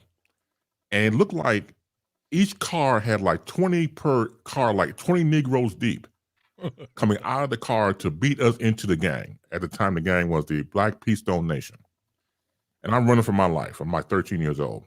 This guy grabs me and says, man, I'm about to beat the fuck out of you. That was the exact quote. And I said, man, don't beat me up. If my dad found out I'm in the gang, he'll kill me. It made him so, the guy that had me laughed so hard I was able to run away and go home. I didn't fear the gang. I feared my dad. It shows you the influence and love that parents will have over you, and rightfully so. So when Kareem Abdul-Jabbar tells LeBron James, it's childish, you should have behaved that way. Now, I've not seen any reports of LeBron clapping back at Cap. I do believe that he has respect, obviously, for Kareem Abdul-Jabbar. What about people who don't have respect for older people? Well, people get the pushback and once again the Heisman Trophy stiff arm and don't listen. I think they're losing out on great knowledge. They're losing out on someone who's been on the road you're going towards. So I give it to the panel. So I just believe that it just thought about for me how valuable people are who are older than you, who give you great knowledge when you was coming up. Well, I do want to say one thing before we all jump in, and that is that as old people, we oftentimes forget what it was like or forget that we were ever young. And so young people have a different perspective, and we oftentimes, because of our experience, we have the experience to look back and know what's right and what's wrong and that sort of thing. But we forget that when we were young, we don't really have that same knowledge to draw upon. So we tend to forget that we were ever young. It's a different perspective. That's all. Let me say this. LeBron James, throughout his career, has done many things that would not be considered classy. Really? Oh yeah, definitely. Is he ghetto? I would just say not classy.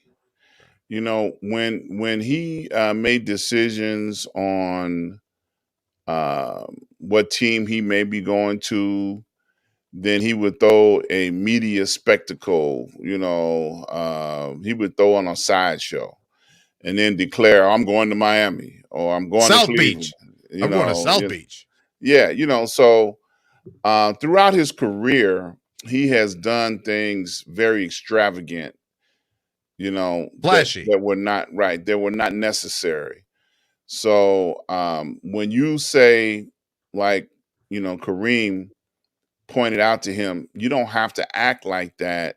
He's trying to instill in him something that would take him out of his norm.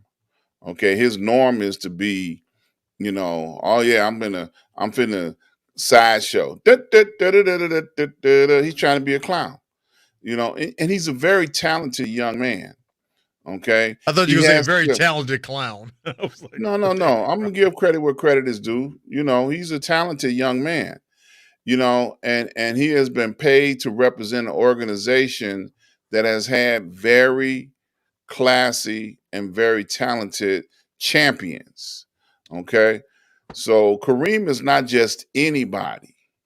Okay, he is somebody that can speak to you on a level that would elevate your mentality, not your game, and probably your game too, but your mentality. You know, But you so don't think, hey, but you don't think that that they take what Kareem says with kind of, I'm not gonna say a grain of salt, but in context of the fact that Kareem's old. I think that, when you have someone with great wisdom that's speaking to you, you need to give him the respect that's due him, Of because course, because he took the time to say it. He's trying to help you. He's not trying to of help course. himself. Kareem has nothing to gain or benefit from trying to, give you wisdom on that level. All I'm saying is that the age thing, yeah, but also too, Kareem just, I mean, I don't know Kareem personally, but I do know, my perception is that Kareem really wasn't the type to talk a lot of shit, that he would just do. You know what I mean? And LeBron James is the type that talks a lot of shit. So I think that might be a perspective thing that somebody like LeBron would look at something that Kareem would say and be like, well, I'm gonna do me. Just I'm guessing, totally guessing here, but I don't think I'm too far off. Well, and that might be a perspective from a younger person that does not have respect for old people like you, you know, you know, Certain old but, people, Nick, you they know, almost but the curse. bottom line is, you know, class. If you've never ever experienced class, who better to get it from than somebody who has class? That's a person that can show you the road and the path, how to be not what you once was, a sideshow act, but how to get class with what you're doing. Okay. And that's the difference. Okay. Yes, he's a very talented. I'm not trying to take nothing away from, LeBron and his abilities and his skills or anything that he has accomplished. But do you need all of this sideshow? Do you need all of this, extravagant, like, whoop, there I am, that kind of foolishness? You don't need that. Just do what you got to do. This is your job. But Show maybe up he every likes it day. though. Maybe he likes Well, it. but that's what I'm saying. Kareem is trying to take him mentally to another place. Make him more classy, huh? Yes. Change him. Make him somebody he's not. No, but see, he's maturing. Kareem is getting older. I mean, I'm sorry, Oh, we not all Kareem, are. but LeBron LeBron. is getting older. So, how long do you want to stay the little kid that you started out in this game as? Okay? And so is Kanye West. He ain't getting any more mature. I mean, just saying, people get older, but they're not all But of them see, mature Kanye or West want takes class. medicine. Kanye West takes medicine for mental illness too. Okay. All right. So now let's just keep it real. I don't know. I'm Yeah. not his doctor. Yeah. Well, it's public knowledge. It's public knowledge. Okay. Thank you, Mike. So I mean, to compare him to Kanye West, I don't know if that's a fair. Because nobody has diagnosed LeBron with mental illness yet. No. I'm just saying that certain people don't want to be like other people. Like LeBron how may not long want. do you stay at that juvenile-ish behavior? That's the question. As long as he wants to. He's LeBron James. He can do whatever he wants. Okay. And then it would be a disadvantage to him not to listen to what a legend. Hey, I agree with that. Game I agree with that. I'm just saying to tell you and how to be I better agree. received. I agree. As a member of this team. I just don't think with that a legendary status, because I think the whole comment, Chris, if I'm not correcting, you're a GOAT, right? Is that how you approach them? You're a GOAT. Right. Okay. So with that title as a GOAT, that goes along with that a certain behavior and a certain mentality. But as who says? I mean, that's who made those rules up. As far as he's concerned, he can do whatever the hell he wants. He's LeBron fucking James. He can do whatever he wants. Somebody talk to him because he ain't understanding what I'm saying. I think I've already said that. I've already said that I agree with you. It's just that he ain't got to do shit. Wait a minute. I disagree with what you just said about Buck, Ron. I think he totally gets it. He's LeBron James. Yeah. I think that whole question came out of somebody asking Kareem a question, and he had to give an answer. But as far as I'm concerned, LeBron James has been a premier example of success for a guy that has never been to college, came out of high school, Catholic high school, and made it. And he's a champion.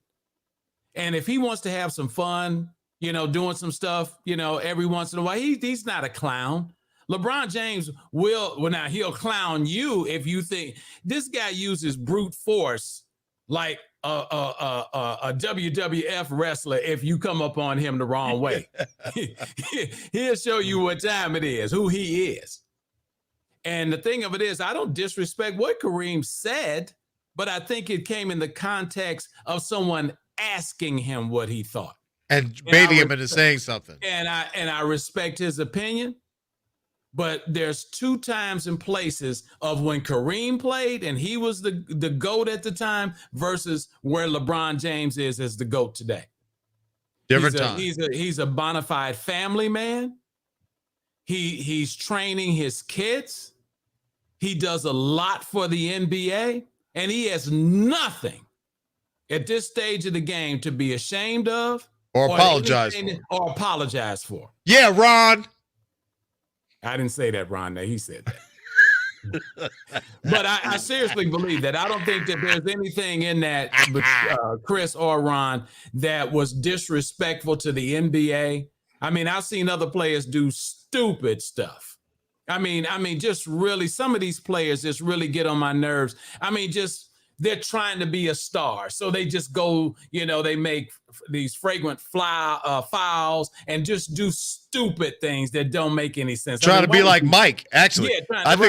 Yeah, I think a lot of it had to do with Michael Jordan, and everybody wants to be like, they want to be flashy like Michael Jordan. Yeah, but the thing of it is, when you start talking about class in the NBA, you're talking about a LeBron, you're talking about a Michael Jordan, you're talking about a Kareem. These guys are class in the NBA. Now, think about it, the time that Kareem was playing, he couldn't do what LeBron can do today. Because, what was genius about what you just did, Chris, is everything that you just said is connected to the conversation we just closed down about leadership from parents. I was sitting here going, how the fuck did he just pull that off? He just answered the damn question to the last conversation that we just closed, because with all this, well, we don't know what happens when the police come to the car and what they're going to do. It's that leadership. When your kid leaves the house to go to the dance or go out, and the first time you let them use the car or whatever the case may be, you got to put something on them and let them know, hey, don't be out there acting no damn fool. And I thought it was genius, because at first I was like, well, why the hell did we just switch to this conversation? And then all of a sudden you start answering it. I was like, that was the answer to the damn question, or what we were talking about with how we handle our kids when they're confronted by the police. Exactly. I mean, and again, it all ties in. And so, for example, we talk about basketball players and LeBron, for example. One of my favorite stories is about Magic Johnson. Love Magic Johnson from day one. Before there was an MJ Michael Jordan, for me, it was the MJ Magic Johnson as a basketball fan. So having said that, I read the story about when he wins the NCAA championship, sophomore year, Michigan State. The advice he got was from Julius Dr. J. Irving. Mm-hmm. Dr. J invited him to his summer home that summer and said, look, you got to go pro now. And here's coming from a guy, because he left in his junior year, University of Massachusetts. Right. So he was like, look, the guy striking the fire is hot. So someone like Dr. J took a young Magic Johnson under his wing. It benefited from him. When Magic got to the Lakers, being with Cap, being with Kareem Abdul-Jabbar, he's 19 years old playing with his idol. You can't get no bigger than that when you're 19 years old and you're Magic. The point of reference is, when you're a person, because no people have to take you under their wing, it's their choice to help guide you and be a mentor, and sometimes beyond that. If you go back and watch when Magic retired from the Lakers, I know he retired like 2 or 3 different times, but the first time he did, and they're at the forum, and Kareem speaks, and when Kareem gets finished speaking, Magic hugs him. Mm-hmm. And just watch that moment. The way he hugs him. Right. He was thanking him for not getting up on him because, Magic was the man. Oh, yeah, no doubt. Absolutely. But had it not from a guidance of a Kareem Abdul-Jabbar with somebody he admired and got to know, it just helped him along the way. So when you talk about guidance and parenting and children, it all ties into something. That was genius, dog. That was freaking genius. Because at first I was like, why are we talking about that? And then all of a sudden when you brought that in, and I was like, Jesus Christ, that was genius, because that's what's missing. That's what's missing, because we were talking about that right at the edge, and you're the moderator, so you keep regulating, where we go and how we handle our subject matter. But that's what the whole thing is. And Professor was saying that, and even I forgot who it was. Was it Leslie or somebody was talking about the leadership from home? Home is Kareem. Home is Magic. Home is Michael Jackson. Michael Jordan. Jordan, correct. Once again, yeah, you could say if a reporter, comes out and says, well, what did you think about what LeBron did? Well, they're gonna say something. Okay, I don't think what he said was horrible, but at the same time, LeBron James has been an excellent example of leadership in the sport.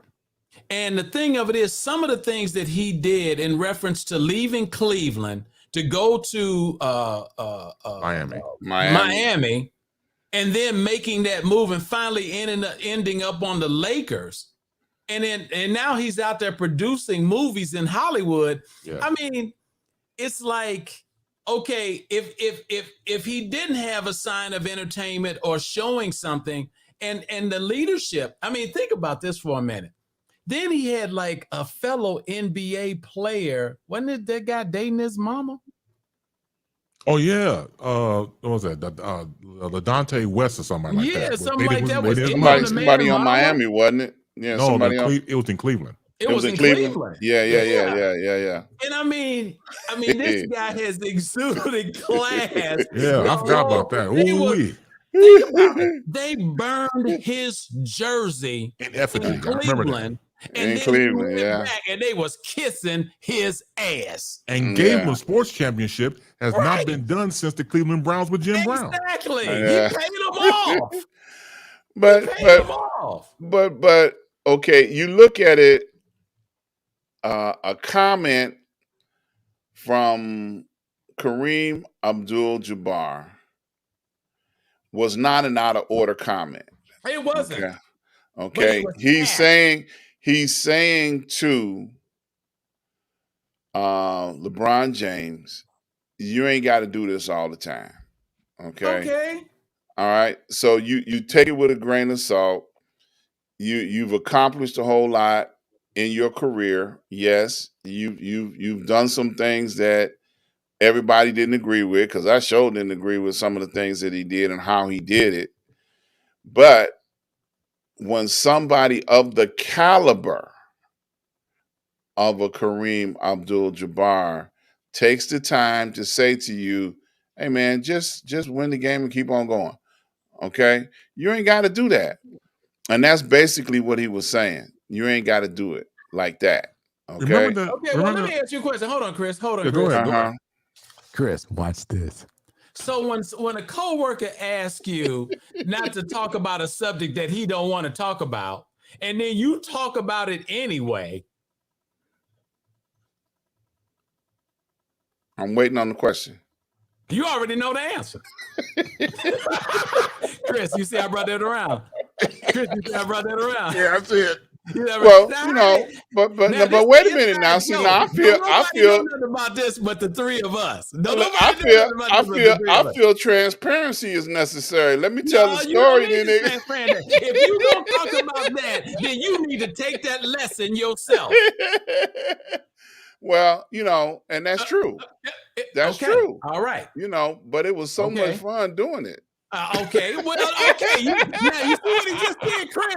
That's how LeBron felt. Move on to the next damn subject. It was Chris, just so much fun. That was kind of sweet. Yeah, we brought that around.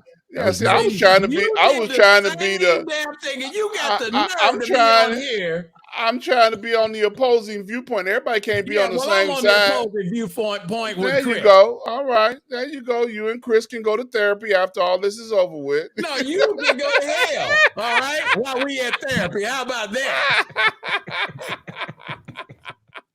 Wait a minute, as my grandmother used to say, you can go to hell in a handbasket. Yeah. What my grandma used to say, my grandfather, you go to hell by yourself. Yeah, you go to hell by yourself. Yeah. But point taken from an inside joke, folks, that we had amongst ourselves. You see what I'm saying, Dr. Ron? Absolutely not. I know you did. Hell nah, and screw you. I love you so much, man. That's why, boy. I'm over here crying. Well, you walked into it, did he, Chris? Yes. Yeah, but it's Sauntered okay. even. Look. I'm still gonna come back around.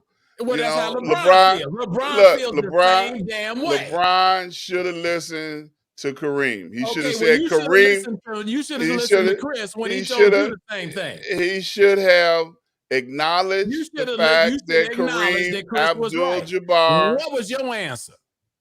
I'm gonna do it anyway. Look, you gonna let me give my statement? What did he say? I'm gonna do it anyway, right? And I did it. Right. Okay, same thing. LeBron said I did it. Now I'm on LeBron's side. Okay, that's fine.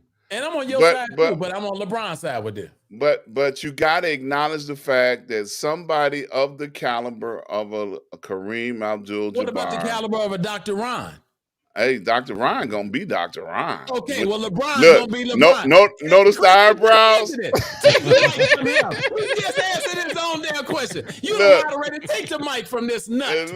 Look, notice the eyebrows going up. Notice the eyebrows going up. Right. Hey, wait a minute, Chris. Ron, you know when they start meeting like this, wasn't it? Oh man. Oh, well, man. Let me do this. Can I do this right quick? I'm sorry, we got to do this real quick because I want to get in Buck because I know Buck's about to fall asleep. He's tired of us yakking. But I want to get Buck in because he wants something to talk about with a certain Jussie Smollett. So the floor is yours, Buck Wild. I just wanted to know what you guys thought about the Jussie Smollett verdict. What? Juicy Smollett. Juicy Smollett. Yeah, guy in a dark alley. What do you think? We only have a few more minutes left. I just want to know what you guys thought. 9 degrees outside, and he got hungry to go get something to eat. Did he think he was going to get away with that? I don't know. Probably so. Mole, I got to, mess me up. I got to look at Dave Chappelle on that, boy. Got to look at Dave. I think it was a waste of money, a lot of time wasted. Yeah. They're gonna wind up at the same conclusion of this as they started out with, because the prosecutor had offered him a plea agreement. And he had accepted it. He's going to wind up with community service and a fine, but without the trial. So it's going to wind up in the same place. Let me get you back up to speed real quick on the Jussie Smollett, as Professor said, a juicy Smollett. He has been found. That was a good one. He's been found guilty on 5 counts of disorderly conduct for making false reports to police that he was a victim of hate crime in January of 2019. He was felonies. These are felonies too. Exactly. Yeah. He was acquitted on one count of felony disorderly conduct. The 12-person jury deliberated for more than 9 hours over Wednesday and Thursday. The former Empire star was charged with 6 counts of disorderly conduct on suspicion of making false reports to the police. And what about the fact that he was on the phone with Don Lemon the whole dang time that all of this was going down, and Don could risk his job at the same time? And all this was just to try to get more money from Empire. I saw that, Professor. Yeah, I saw that too.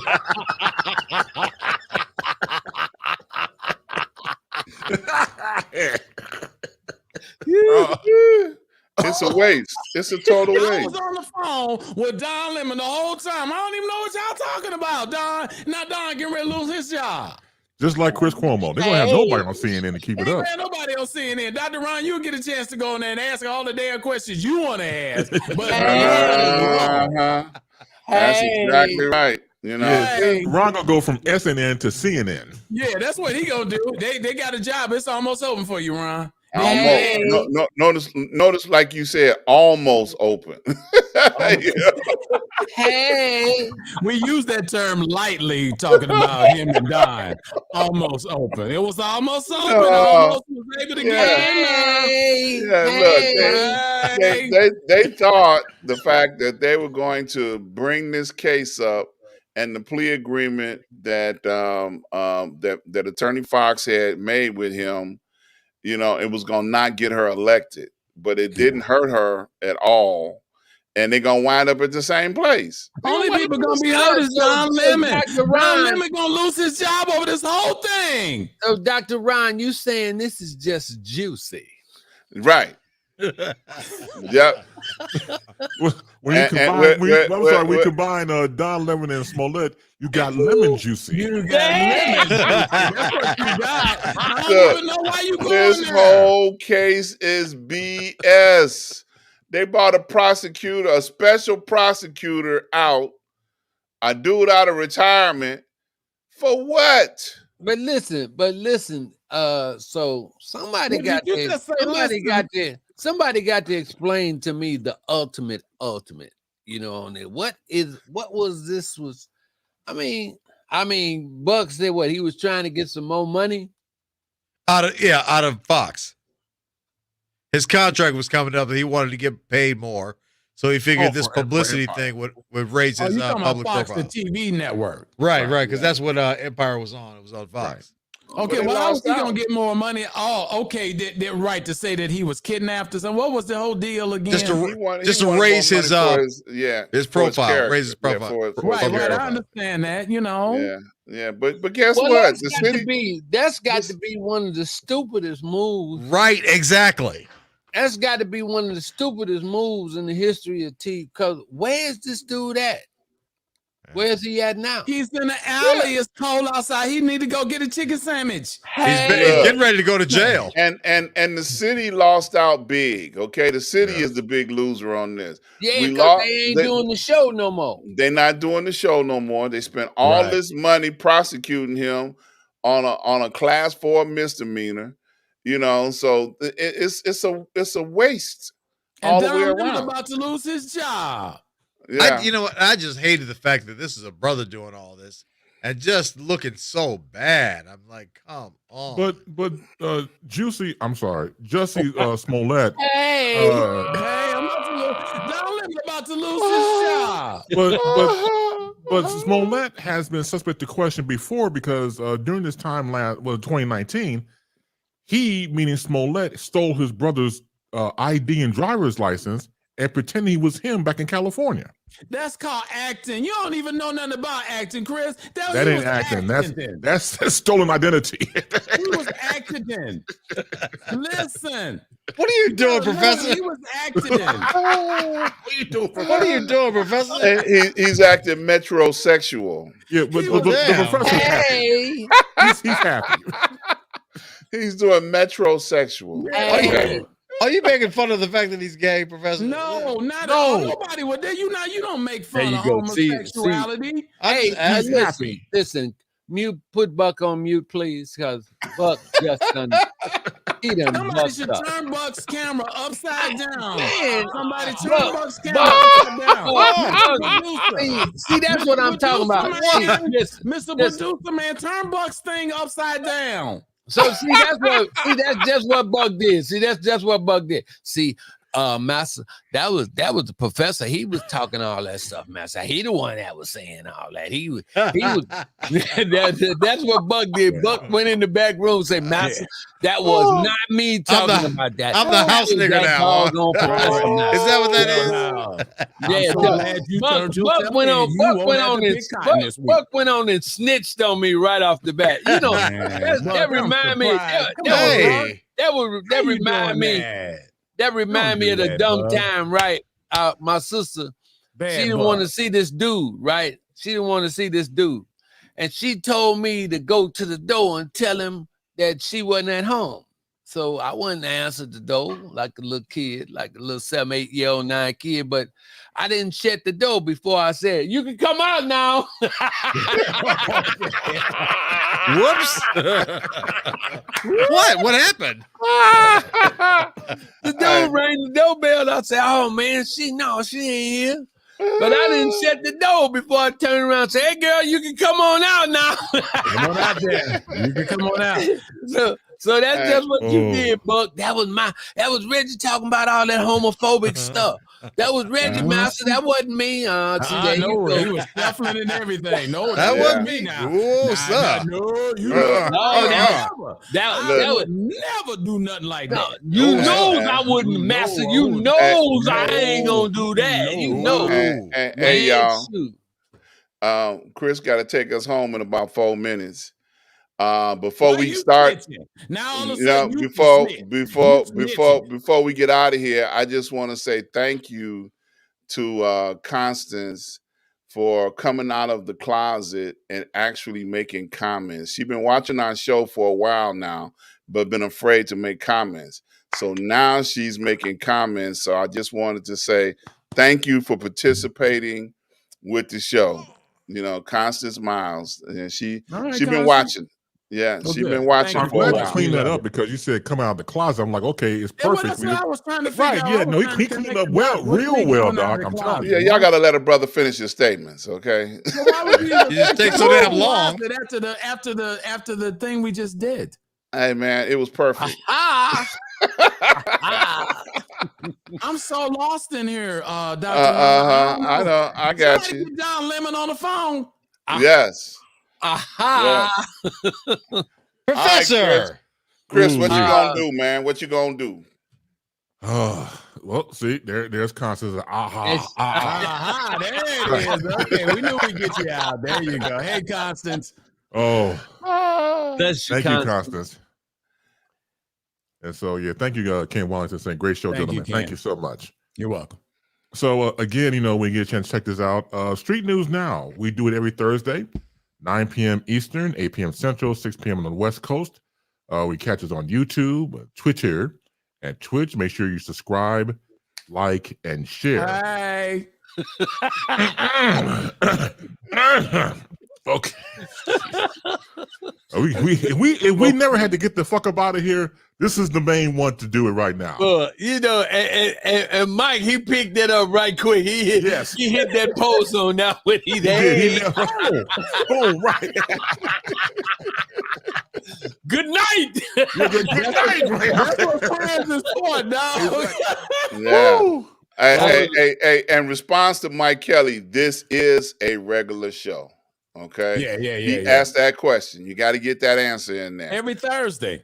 With all them times they be announced. They be announced about 4 or 5 different times and stuff. You got to get Don Lemon on it to find out what time we're gonna be on. Exactly. I must have got too deep tonight because for some odd reason my computer it ran out of battery power or whatever. That's why I was freezing because it was going down. Oh, okay. So I had to change these Macs. They be tripping me out, but I'm good though. So, but okay. I must have been saying something deep. I must have got to the point where it was a breakthrough because the enemy came on in. He's like, I gotta stop this boy from talking. He talking about the black woman and the black man coming together. So he had to jump in there. Enemy came in. That's right. What it was. That's exactly what it was. Yeah. Oh man, once again, fantastic. Thank you, gentlemen, for what you bring to the table every Thursday. For Dr. Ron, for Mike Love, Professor Reggie Miles, Buck Wow, myself, Chris Bass, and also our fearless leader, Lee Michaels, will be back with us next Thursday. Continue to be peaceful, and good night, everybody. Where you at, Lee babies? Hey. Stop.